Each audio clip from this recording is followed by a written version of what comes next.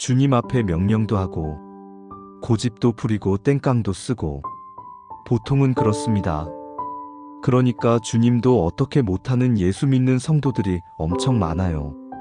그러니 가정 안에 부부싸움이 생기고 부모 자녀 사이가 갈등이 생기고 교회 안에 문제가 생기는 거예요. 주님도 어떻게 수습이 안 되는 겁니다. 주님이 이렇게 하라, 저렇게 하라. 그러면 우리야 당연히 그렇게 해야 되는데 우리 생각에 주님, 그건 잘못됐잖아요. 주님 이것도 모르세요. 이런 식으로 나가니까 주님도 그냥 지켜볼 수밖에 없는 거죠. 그럼 너 마음대로 해봐라 깨지고 무너지고 그러고 난 다음에 두 손 들고 주님 두 손 들고 나갑니다. 이렇게 하게 될 수밖에 없는 평생을 살아가는 거죠. 사도 바울이 성령의 이끌림을 받아서 그가 아시아에서 전도하던 계획을 내려놓고 유럽으로 건너감으로 세계 기독교 역사가 완전히 새롭게 열려지게 됐잖아요. 그런데 이 일이 지금도 우리 가운데 그대로 있습니다. 그러니까 우리가 어떤 일이 된다 안 된다 자꾸 그 점에 대해서 판단하지 말고 내가 원하는 대로 됐다 안 됐다 그렇게만 판단하지 말고 안 될 때도 이 일 속에서 하나님의 계획이 뭘까 그렇게 물어야 한다는 겁니다. 우리 선교사님이기 때문에 제가 이름은 말씀드리지 않겠습니다. 오만에 나가 있는 선교사님 이름 아시죠? 네. 이것도 또 혹시 녹음이 돼서 또 전해지면 그분 또 어려움 겪으실 수도 있으니까 선교사님이 이제 B형 간염을 앓으셨는데 오만은 이 간염 복균자는 그 비자가 나오지 않습니다. 근데 그걸 오만에 가서 알았어요. 이제 비자를 받아야 되는데 거주증도 받아야 되고 그런데 병원에 가서 신체 검사를 하게 됐는데 의사가 간염 복인자인 걸 알고 거주증을 주겠다는 그런 사인을 의사가 사인을 해줘야 건강하다는 사인을 해줘야 비자가 나오는데 안 해주는 거예요. 그런 비슷한 일로 거주증을 받지 못한 사람들이 있었는데 그 중에 이집트 사람 한 사람은 그것 때문에 얼마나 항의를 하고 소리를 지르고 그랬는지. 그런데 우리 선교사님 마음에 그때 주님이 뭔가 뜻하시는 게 있을 거다. 근데 집으로 갔다. 오기에는 갈 수가 없어요. 비자가 없으니까 이제 집으로 갈 수도 없고 그러니까 할 수 없이 그냥 그 병원 앞에서 며칠을 보낸 겁니다. 아침에 병원 문을 열 때 나와서 그 병원에 있는 의자에 앉아서 의사는 지나가면서 저 친구 왜 저렇게 있지? 가만히 기도하고 묵상하고 말씀 보고 그냥 병원 의자에 앉아서 밤 저녁에 퇴근할 때쯤 되면 또 숙소로 갔다가 그 다음날 아침에 와서 며칠을 그렇게 하니까 의사가 들어오라고 그러더래요. 그러면서 당신 내가 사인을 해줄 수가 없는 형편인데 당신 보니까 참 마음이 애처롭기도 하고 그래서 내가 사인을 해주겠다고 그래서 사인을 해서 거주증도 받고 집으로 돌아올 수 있었다는 거예요. 그러면서 그 병원과 그 주변의 경찰들에게 소문이 쫙 났어요. 한국 어떤 남자 하나가 왔는데 뭐 하여튼 사정이 좀 어렵고 힘들었는데 화내는 법도 없고 그냥 병원 의자에 앉아서 조용히 참 침착하게 그렇게 단정하게 기다리고 또 기다리고 그래서 문제가 해결됐다고. 아, 한국 사람 참 좋다. 성품도 참 좋다. 아주 소문이 났대요. 그래서 한국 사람 만나면 그분 아느냐고 이렇게 묻기도 하고 선교 편지를 보내오시는데 너무 감동이 되더라고요. 만약에 그때 막 흥분하고 항의하고 뭐 그랬으면 일은 정말 더 꼬일 수도 밖에 없었을 수도 있는 거죠. 도무지 안 될 일도 하나님이 기적으로 그냥 그렇게 열리고 그리고 너무나 좋은 평판을 얻은 거예요. 인도에 우리 선교사님 또 한 분 가 계신데 몇 분이 가 계시죠. 역시 또 어느 분이라고는 이야기를 안 하겠습니다. 인도종 북쪽에 있는 것만 이야기를 드리고, 하여튼 그 선교사님도 비자 문제가 걸렸어요. 비즈니스 비자를 해야 되는데 인도 정부에서 요구하는 수준이 굉장히 높습니다. 아주 상당한 금액을 실제로 매출을 올려야 비즈니스를 인정해 주는 거죠. 근데 아직 그만큼 턱도 안 되게 모자라는 그런 매출 실적이라 비자 받기가 아주 어려워지고, 또 주변에서 어려운 그런 형편과 사정이 되고, 또 아내 되는 선교사님 아이들하고 비자 신청을 했다가 아이들은 허락하고 아내 선교사님에게는 비자 거부가 됐던 이런 일도 있어서 이번에는 비자가 안 나올 수도 있겠다, 그런 생각이 들더래요. 그런데 기도하는데 하나님이 맡기라, 정말 그래서 비자가 나오게 해달라고 안달하면서 기도하지 않고 정말 주님께서 하소서, 주님께서 하소서, 계속 주님께서 하소서, 주님이 하시는 것이 최선인 것을 믿습니다. 그렇게 기도하면서 너무나 마음이 편안해졌대요. 인터뷰하라고. 아주 늦게 연락이 인터뷰하라고 오는 통보가 오지 않아서 아예 안 되는 줄 알았더니 아주 늦게 인터뷰 오라고. 그래서 이제 인터뷰하러 가는데 너무너무 마음이 편안해지는 거예요. 상황은 거의 안 될 상황인데 가서 인터뷰하는데 하나님이 지혜를 주시더래요. 아주 참 쉽지 않은 질문들을 하는데 어쩌면 그렇게 다 지혜롭게 해결할 수 있는 답을 하게 했는지, 그래서 나중에 1년 비자를 허락해주면서 그 지역에 선교사들이 많은데 그런 사람들하고는 어울리지 말라고 조심하라고 그렇게 당부를 하면서 비자를 주더래요.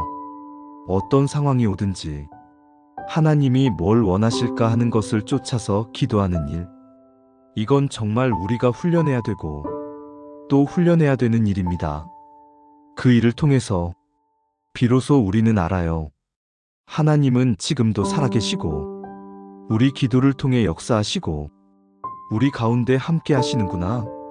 하나님의 뜻을 계속 구하고 하나님의 뜻이라고 믿어지며 순종하고, 그리고 그 하나님의 뜻이 이루어지기를 기도하는 베드로는 환난을 당할 때 하나님의 뜻이 무엇인지를 알았어요. 베드로서를 읽어보면 베드로가 이렇게 말합니다.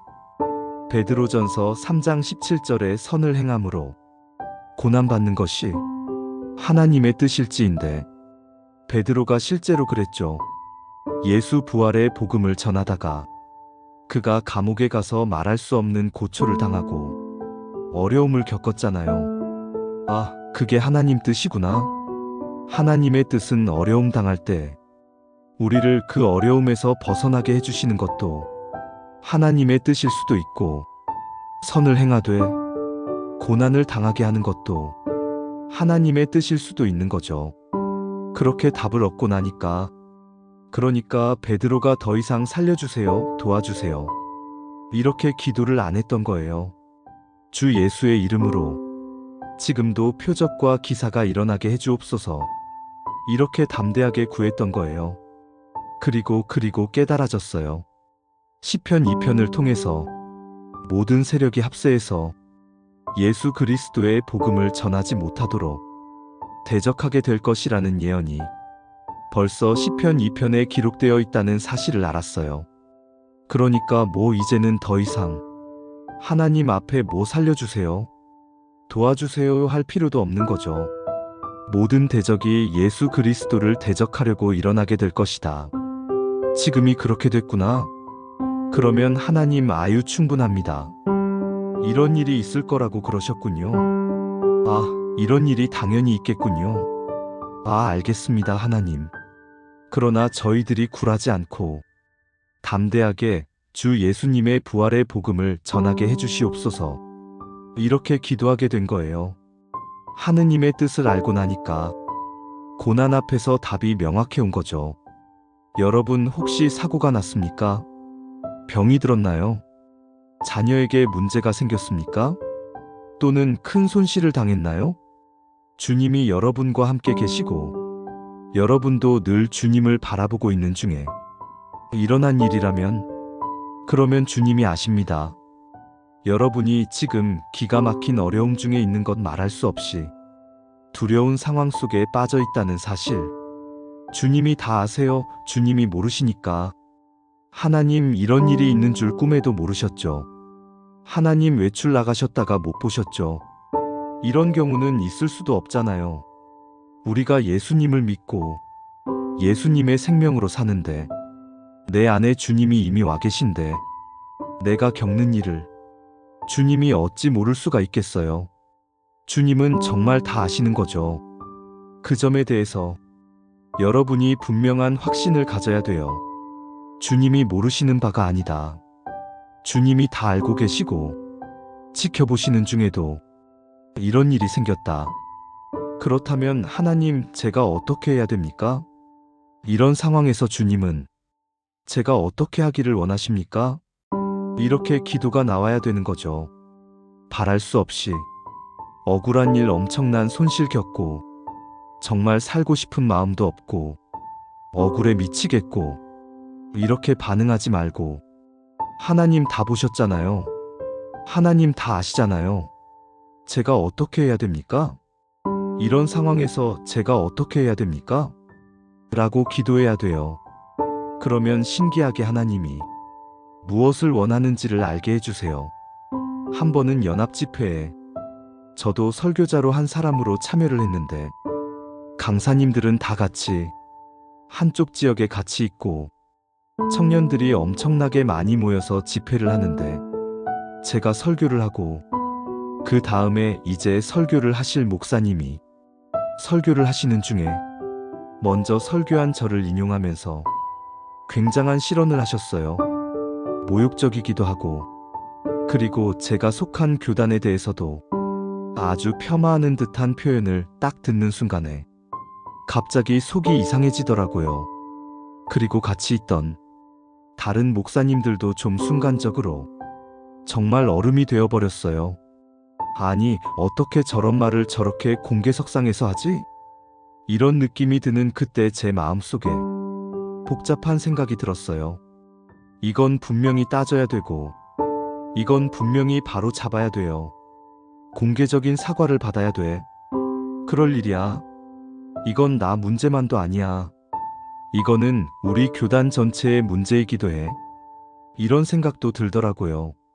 이럴 때는 가만히 있으면 안 돼. 뭐 이런 생각도 들고. 근데 그때 순간적으로 주님, 정말 어떻게 해야 됩니까? 주님, 이 상황에서 난 어떻게 해야 됩니까? 라고 하는 기도가 나오더라고요. 근데 참 놀랍게도 깨달아졌어요. 지금 연합집회가 열리고 있어요. 근데 이 집회가 영적으로 혼란에 빠지고 그리고 영적으로 분열이 일어나고 은혜의 문이 막히게 마귀가 묘묘하게 지금 덫을 놓고 있구나. 그래서 이 덫이 딱 걸리도록 노려보고 있구나. 그런 느낌이 확 들어요. 소름이 끼칠 정도로. 그러니까 내가 만약에 목사님 사과하세요. 그 말씀에 대해서 이렇게 만약에 내가 다른 사람들 다 있는 자리에서 이야기를 하게 될 때 어떤 분위기가 될까? 나는 뭐 사과를 받을 수도 있긴 하겠지만 이미 집회 자체의 영적인 분위기는 대혼란에 빠질 수도 있는 일이잖아요. 그때 내가 어떻게 해야 되는가 하는 것이 깨달아지더라고요. 그 목사님 설교가 끝나고 내려오시는데 제가 먼저 나가서 목사님, 오늘 말씀에서 은혜를 많이 받았습니다.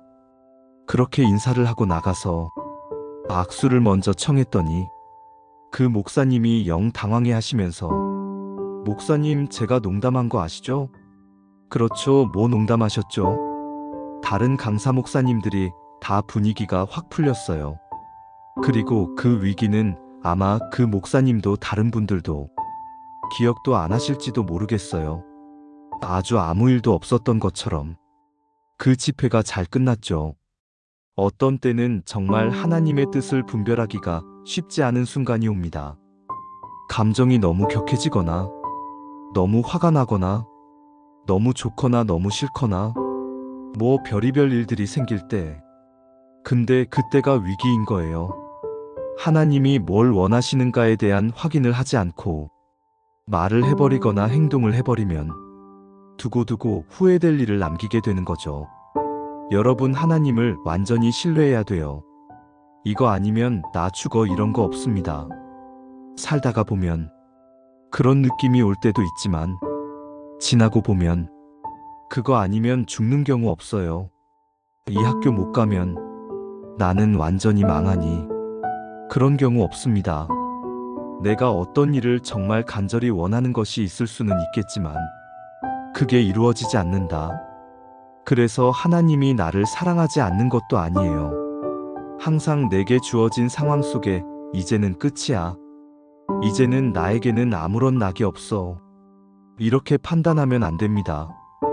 에베소스 3장 20절에 우리가 구하거나 생각하는 모든 것에 더 넘치도록 능히 하실 이에게 하나님은 그러신 분이에요.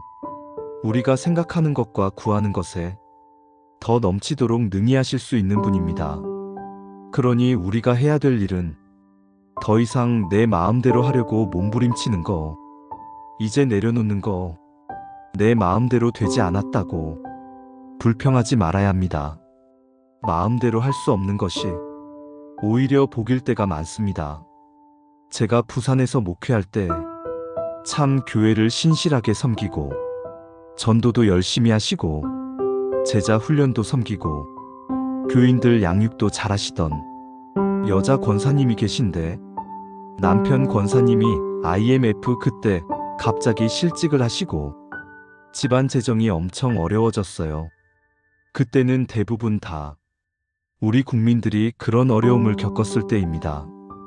근데 두 아이가 아들과 딸이 대학을 다니게 돼. 딸은 이미 대학생이고 아들은 고3이라 대학을 들어가야 되는 학비 부담이 엄청난 거죠. 남편은 이제 월급도 못 받아오고 그 등록금 하려고 그때 당시 돈 100만 원을 모아서 등록금 아들 대학 들어갈 때 등록금 하려고 하는 걸 은행에서 찾아가지고 핸드백에 놓고 교회 와서 전도하고 뭐 그렇게 하려고 이제 교회를 오는 길이에요. 교회에 들어오는데 전도사님이 보니까 그 권사님 핸드백이 쫙 찢어져 있더래요. 그래서 원사님 지금 핸드백이 왜 그래요? 깜짝 놀라서 보니까 면도칼로 핸드백이 다 찢겨지고 그 안에 있는 아이 등록금이 없어진 겁니다. 소매치기를 당한 거예요. 버스 타고 오다가 갑자기 모든 게 나아진 노래 듣고 서 있기도 힘들 정도로 이게 어떤 돈인데 칠칠치 못하게 이걸 소매치기 당하고 애들 학교도 못 들어가게 내가 그렇게 했구나. 무슨 생각이 들겠어요. 그때 그런데 양육 대상자가 약속해서 교회에 와 있어요. 어떻게 해요? 아무런 내색하지 않고 그 세 가족 양육을 그날 다 마치고 그리고 전도사님이 권사님 오늘 전도 나가는 날이잖아요. 그것만큼은 도무지 못할 것 같아서 제가 몸이 안 좋아서 그러니 죄송해요. 좀 일찍 들어가야 되겠어요. 그러고는 집에 돌아와서 그냥 입을 뒤집어 쓰고 울고 그렇게 자리에 몸져 누워버렸어요. 전도사님이 저에게 연락이 왔습니다. 목사님, 그 암흑의 권사님 이런 일을 겪었습니다. 저도 참 난감하더라고요. 하나님, 그렇게 교회 열심히 섬기고 전도하고 교인들을 섬기고 그런 권사님에게 어떻게 이런 일이 일어납니까? 두 아이 학교 보내야 될 돈인데 어떻게 이런 일을 겪게 했습니까? 전화하기도 미안하더라고요. 권사님한테 전화를 해서 뭔가 위로도 해드리고 싶긴 한데 내가 무슨 말로 위로가 되겠어요? 그래도 전화는 해야 되겠다고 싶어서 몇 번 수화기를 들었다가 무슨 말을 해야 되나 고민하다가 전화를 했어요. 전화를 받으시더라고요. 그래서 권사님, 제가 전도사님 통해서 소매치기 당한 거 다 들었습니다. 권사님 힘내세요. 그랬더니 권사님이 굉장히 밝게 이야기를 하세요. 목사님 괜찮아요. 다 마음이 극복이 됐습니다. 하나님이 역사하실 줄 믿습니다. 그래서 너무 감사하더라고요. 어떻게 그럴 수 있나 싶은 생각이 들 정도로 입을 뒤집어 쓰고 누워있을 때 막 하나님께 원망의 기도가 나오더래요. 하나님, 그렇게 내가 주님의 일 열심히 하려고 그랬는데 왜 그걸 지켜주지 않으셨나요? 근데 그때 마음에 다 깨달아지는 것이 내가 그렇게 새 가족들에게 믿음을 양육을 이렇게 해주고 또 나가서 예수님을 믿으라고 그렇게 전도를 하는 사람인데 이런 일을 겪었다고 이렇게 입을 뒤집어 쓰고 누워서 울고 있는 게 이게 믿음인가? 내가 그동안에 전했던 믿음이 이 정도밖에 안 되는 건가? 그런 생각이 번뜩 들더라. 아, 그래, 내가 이렇게 입을 뒤집어 쓰고 울고 있는 게 아니지. 그래서 일어나서 입을 다 개고 그리고 마음을 정리하고 주님, 저로서는 정말 대책이 없는 일이지만 주님께 맡깁니다. 그렇게 이제 마음이 정리된 때 제가 전화를 드린 거예요. 저녁에 남편 권사님도 들어오시고 아이들도 왔는데 그런 일을 이야기하니까 다 가족들이 엄마 걱정하지 마세요. 큰딸은 제가 그냥 휴학하면 돼요. 이번 한 1년 휴학하면 돼요. 가족들의 격려는 받기는 했지만 그런 마음이 좋을 리는 없죠. 그 큰딸이 휴학을 하려고 교무처에 찾아갔습니다. 올해는 경제적인 어려움 때문에 제가 학기 등록을 할 수가 없겠습니다. 그래서 휴학계를 내려고 갔더니 교무처에서 왜 휴학을 하려고 그러냐? 제가 등록금을 낼 수 있는 여건이 못 됩니다. 지금 집에 형편이 그랬더니 교무제에서 하는 이야기가 너 1년 장학생 선발이 됐어. 성적 우수자로 깜짝 놀랐죠. 딸 문제는 해결이 됐어요. 아들이 이제 대학 입시를 쳤는데 의대에 쳤는데 1등으로 합격을 했어요. 그래서 6년 학비 장학금 다 해주고 미국 유학 갈 때는 다 보장해 주겠다고 학교에서 서울 쪽으로 가지 말고 여기 부산에 있는 대학으로 오라고 그런 제안을 받게 된 일이 정말 무슨 영화 같은 일이 벌어졌어요. 하나님께서 위로를 주시는 것이구나. 그런데 그 계기가 하나님이 이 순간에는 나 어떻게 하라고 하시나 하는 것이 깨달아진 거예요. 이불 뒤집어 쓰고 누워 있어야 되냐? 일어나서 하나님께 감사하고 찬양하고 담대하게 털고 일어나야 되냐? 주님의 뜻이 우리를 살려내는 거예요. 기도를 해도 주님의 뜻이 이루어지기 원합니다. 주님이 원하시는 일이 이루어지기 원합니다. 그게 우리가 사는 길입니다. 우리 최양락 목사님이 일본의 이용규 목사님 이야기를 하시는 게 참 인상 깊게 왔어요. 동일본 대지진이 일어나고 쓰나미가 있을 때 그때 마침 이용규 목사님이 한국에 와 계셨던 때입니다. 일본이면 난리가 났죠. 일본에 있던 사람들까지 다 한국에 오는 그런 형편인데 바로 일본으로 들어가시려고 하시고 바로 그날 저녁에 청년들 모셨습니다. 모임에서 설교를 하시게 되고 그 다음날 일본 들어가시게 되셨는데 그때 이용규 목사님이 청년들에게 그렇게 이야기를 하더래요. 나는 지금 세상에서 가장 안전한 곳으로 갑니다. 일본이랑 지금 일본은 난리가 났었는데 세상에서 가장 안전한 곳으로 간다는 전 세계가 일본을 위해서 기도하고 있잖아요. 그게 가장 안전한 곳이지 기도할 수밖에 없는 상황.